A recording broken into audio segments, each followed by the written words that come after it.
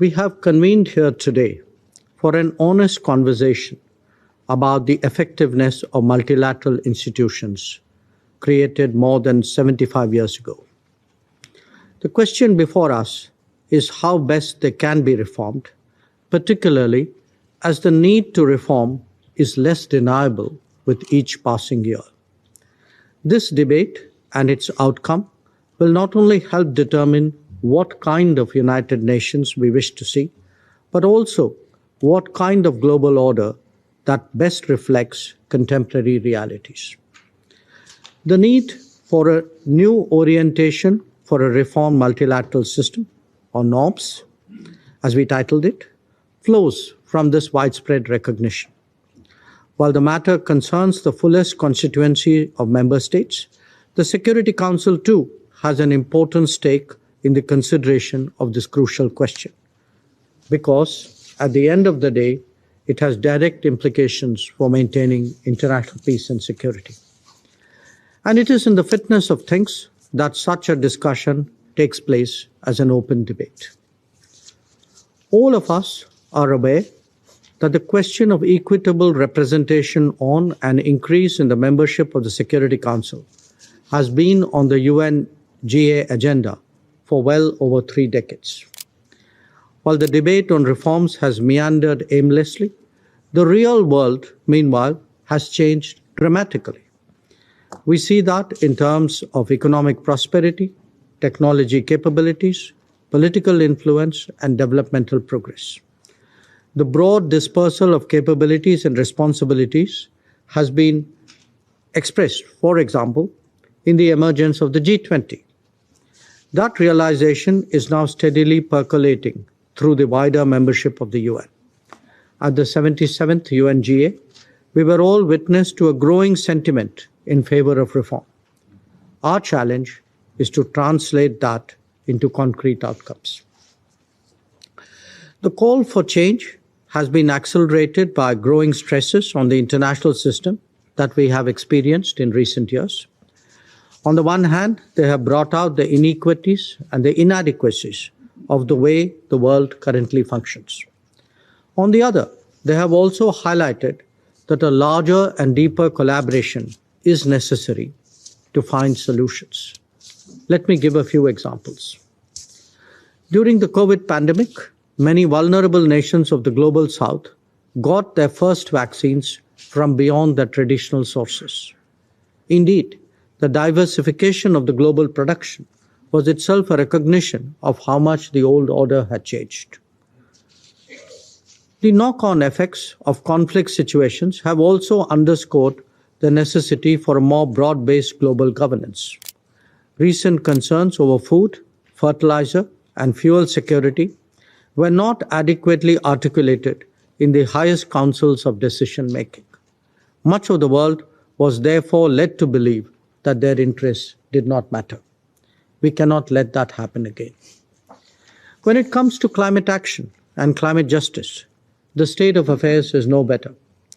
Instead of addressing the relevant issues in the appropriate forum, we have seen attempts at distraction and diversion.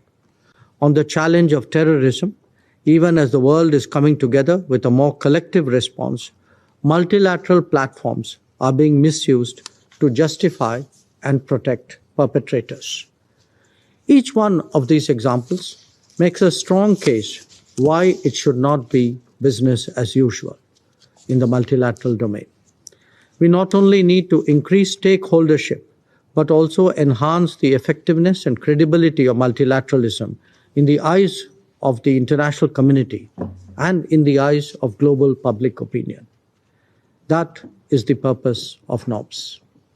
Excellencies, if this is to happen, member states from Latin America, Africa, Asia, and small island developing states should have credible and continuing representation in the Security Council.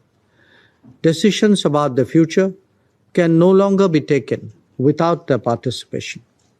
Equally important is to make working methods and processes of the global institutions, including this Council, more accountable, objective, and transparent. Failing to do so would only lend this Council to charges of politicization. Excellencies, let us recall that at every milestone in multilateral diplomacy, the sentiment for reform has been expressed at the highest levels. This ranges from the Millennium Declaration to the World Summit of 2005 and the 75th Anniversary Declaration of the UN in 2020. This year, too, the UNGA heard calls from more than 70 leaders, more than double the number of 2021. Why then are we failing to deliver on such a strong desire for change? The answer lies in the nature of the IGN process itself. One, it is the only one in the United Nations that is conducted without any time frame. Two, it is also singular in being negotiated without any text. And three, there is no record keeping that allows progress to be recognized and carried forward. Not just that, there are actually suggestions that negotiations start only when consensus has been achieved.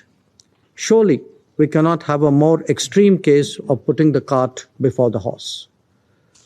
3 decades since the formation of the open-ended working group on UNSC reforms, we have nothing to show for precisely these reasons. This is creating an intense sense of frustration among the wider membership. Attempts to propose piecemeal changes will not be accepted by them as an alternative. Excellencies, the UN Secretary General has rightly called for, I quote, transforming this moment of crisis into a moment of multilateralism, unquote. But that moment must capture this sense of change and not remain a prisoner of the past. After all, our common agenda and the summit of the future will only deliver results if they respond to the growing calls for reform multilateralism. Reform is the need of the day, and I am confident that the Global South especially shares India's determination to persevere. I thank you